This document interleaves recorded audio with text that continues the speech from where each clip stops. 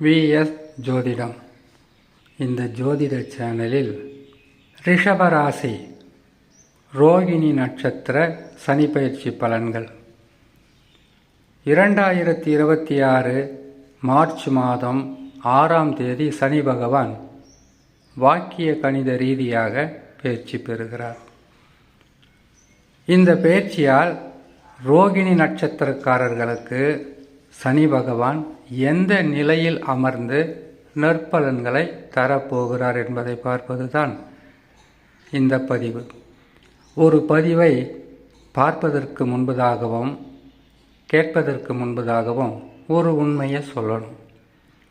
என்ன உண்மைன்னா, இது கிரகங்கள் பயிற்சி பெற்று ஸ்தான பலம் என்று சொல்லக்கூடிய ராசியில் இருக்கிறது, ராசிக்கு 2இல் இருக்கிறது, ராசிக்கு 3இல் இருக்கிறது என்று சொல்லக்கூடிய பதிவு.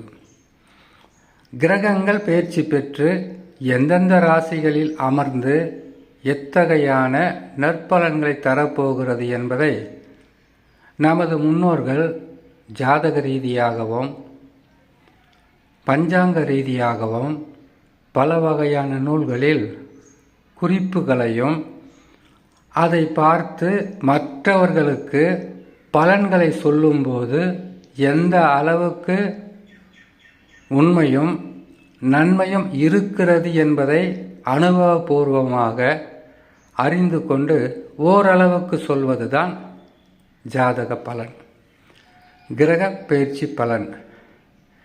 அந்த வகையில் எந்த அளவுக்கு உங்களுக்கு நன்மைகள் நடக்கப் போகிறது, லட்சாதிபதி யோகம் கிடைக்கப் போகிறது, சொத்து சுகமும் வண்டி வாகன யோகமும் திருமண யோகமும் புத்திர வாக்கிய யோகமும் நல்ல தொழிலும் அமையப் போகிறது என்பதை ஒரு குறியீடாகத்தான் சொல்ல முடியும். உண்மையாகவே நற்பலன்கள் அதிகமாக நடக்கிறது என்றால் அதற்கு ஜோதிடர்கள் சொன்ன பலனாக இருக்காது. உங்களுடைய சொந்த ஜாதகத்தில் தசா நல்ல நிலையில் இருக்கும். எப்பொழுதுமே பலன்களை பார்ப்பதற்கு முன்பதாக என்ன பலன், குரு பயிற்சி பலன், சனி பயிற்சி பலன், ராகு கேது பயிற்சி பலன். சனி பகவான் நல்ல இடத்தில் அமரும்போது குரு பகவான் பாதகமாக அமர்ந்து விட்டால் பெரிய அளவில் வெற்றிகளை பெற முடியாது. சனி பகவான் நல்ல நிலையில் அமரும்போது ராகு கேதுக்கள் பாதகமாக இருந்தால் பெரிய வெற்றி என்று சொல்லிவிட முடியாது. அப்படி இந்த 3 கிரகங்களும் நல்ல நிலையில் இருக்கும்போது சனி பகவான் பாதக நிலையில் அமர்ந்துவிட்டால் 3 கிரகங்கள் பலம் நல்ல நிலையில் இருக்கும்போது சனி பகவான் ஓரளவுக்குத்தான் கெடுதலை செய்ய முடியும். 4 கிரகங்களே பாதகமாக அமர்ந்தால் கூட தசா நல்ல நிலையில் இருந்து விட்டால் உங்களுக்கு பெருசாக கஷ்டன்றது வராது. வந்தாலும் அதை நீங்கள் சரி செய்வதற்குண்டான வழியை தசா முடிவு செய்துவிடும். இப்போது தசா நல்ல நிலையில் இருக்கும்போது நீங்கள் நல்லா தான் இருப்பீங்க, இதில் மாற்று கருத்து எதுவும் கிடையாது. தசா நல்ல நிலையில் இருக்கும்போது சனி பகவான் யோகக்காரகனாக அமர்ந்தால் யோகங்களுக்கு குறைவிருக்காது. ஆண்களாக இருந்தால் வண்டி வாகன யோகம், திருமண யோகம், புத்திர வாக்கிய யோகம், அதுக்கப்புறம் திடீர் தன லாபம், வியாபாரத்தில் வெற்றி, தொழிலில் கொடி கட்டி பறப்பது, இது எல்லாமே நடந்து கொண்டு இருக்கும். அரசாங்கத்தில் உதவி கிடைக்கும். நீங்கள் நினைத்ததை விட எதிர்பாராத அளவிற்கு வெற்றிகளை வாரி கொடுப்பது சனி பகவான். குரு பகவானும் நல்ல இடத்தில் அமர்ந்து விட்டால் லட்சாதிபதி யோகத்துக்கு குறைவு இருக்காது.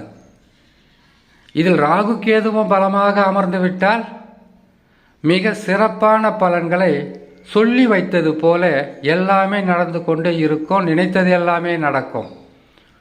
ஒருவேளை சொந்த ஜாதகத்தில் தசா என்பது உங்களுக்கு என்ன கிடைக்கப் போகிறது, எந்த அளவுக்கு கிடைக்கப் போகிறது என்பதை முடிவு செய்ய வேண்டியது தசா தான். அதற்கு பிறகுதான் மற்ற கிரகங்கள் பயிற்சி பெற்றால் கிடைப்பது. இதே போல நன்மைகள் உங்களுக்கு நடந்து கொண்டு இருக்கும். தசாவே சரியில்லாதவர்களுக்கு கூட நற்பலன்கள் நடக்கும், உதவிகள் கிடைக்கும், சொந்தமும் பந்தமும் நீங்கள் உங்கள் நண்பர்களும் உங்களுக்கு துணையாகவும் பிரச்சனை இல்லாத மனிதர்களாக வாழக்கூடிய காலகட்டம்தான் இது. ஆனால் இது நிரந்தரமாக இருக்குமா என்றால் இருக்காது. சனி பகவான் மாறினாலே வாழ்க்கையில் பல மாற்றங்கள் வந்துவிடும். இது ரோகிணி நட்சத்திரக்காரர்களுக்கு மட்டும் சொல்லலை, 9 கிரகமும் இருக்கின்ற அமைப்பையும் வைத்து 12 ராசி 27 நட்சத்திரத்திற்கும் இந்த பலன்கள் பொருந்தும். அந்த வகையில் நன்மைகள் நடக்கிறதா? ரோகிணி நட்சத்திரக்காரங்களுக்கு நன்மைகள் நடக்கும்போது பிரச்சனையிலிருந்து வெளியில் வந்துடுங்க. பிரச்சனை என்ன? ஒரு மனுஷனுக்கு நல்ல வேலை இருக்கணும், நிரந்தரமான வருமானம் இருக்கணும். ஆணாக இருந்தாலும் பெண்ணாக இருந்தாலும் நல்ல நேரத்தை கிரகங்கள் கொடுப்பது அடுத்தது வரக்கூடிய கெட்ட நேரங்களில் உங்களை காப்பாற்றி கொள்ள. இந்த ரகசியம் மட்டும் 27 நட்சத்திரக்காரர்களும் புரிந்து கொண்டால் உங்களுக்கு வாழ்நாள் முழுக்க கஷ்டங்கள் என்பதே துளியும் வராது. நன்மைகள் நடக்கும்போது என்ன செய்வாங்க? தலகணம், தான் என்ற கர்வம், என்னால் எல்லாம் முடியும்னு பேசுறது. இது வரைக்கும் வாழ்க்கையில் கஷ்டத்தையும் நஷ்டத்தையும் சந்திக்காத மனிதர் போலவே புதுசாக பூமியில் பிறந்து வந்த மாதிரியே அவங்க ஒரு ஆணவத்தில் அழிஞ்சு போகிறது. அதாவது ஒரு மனிதனுக்கு வாழ்நாள் முழுக்க என்ன இருக்குனாக்கா, கை நிறைய சம்பாதிக்கிற சம்பாதனை, நல்ல வேலை, தொழில், கடன் இல்லாத வாழ்க்கை, நோயற்ற உடல். இதை நல்ல நிலையில் கொடுக்கின்ற ஸ்தானம்தான் இப்போ இருக்கக்கூடிய கிரக அமைப்புகள். ஒருவேளை நான் சொல்லக்கூடியது முழுமையாக நடக்காமல் ஓரளவுக்கு கூட நடக்கலாம். அப்படி ஓரளவுக்கு நடக்கிறதாக இருந்தால் கூட இந்த காலகட்டங்களில் கடந்த ஆண்டுகளில் நிறைய துன்பமும் கஷ்டங்களும் அனுபவிச்சிருப்பீங்க.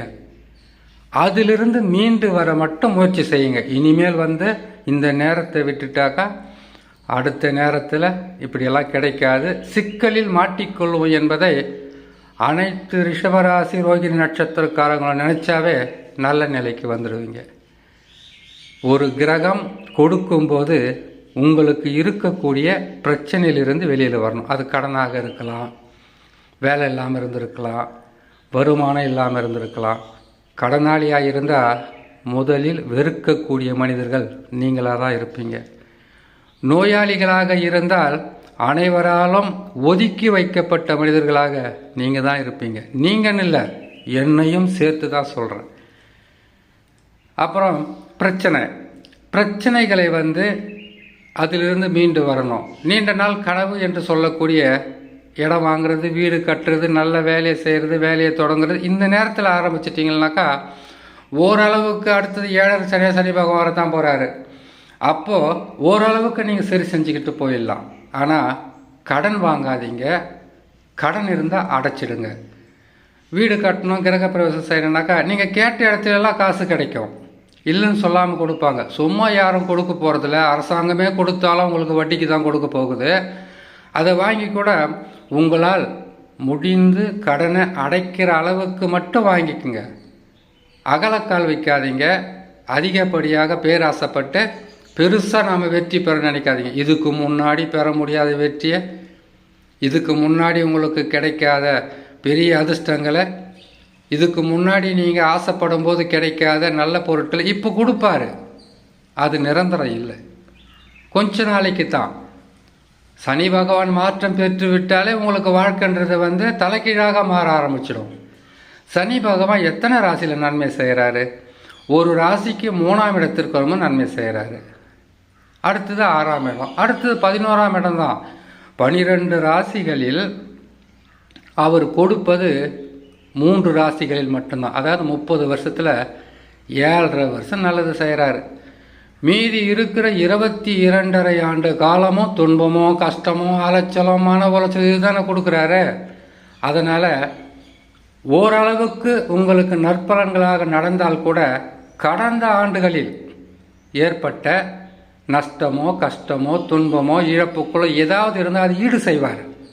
இந்த நேரத்தில் உங்களை காப்பாற்றி கொண்டு பேராசை இல்லாமல் பெரும் ஆசை இல்லாமல் உங்களை காப்பாற்றி கொள்ள உதவியாகவும் உங்களுக்காக உழைத்து உங்களுக்கு உங்கள் குடும்பத்திற்கு உங்கள் பிள்ளைகளுக்கு உங்கள் உடல் நலத்திற்காக காப்பாற்றிக் கொள்வதற்குண்டான வழியை தேடினால் சிறப்பாக இருக்கும், நன்மைகள் நடக்கும் என்று சொல்லி இன்னொரு நல்ல பதிவில் உங்களை நான் சந்திக்கிறேன். நன்றி, வணக்கம்.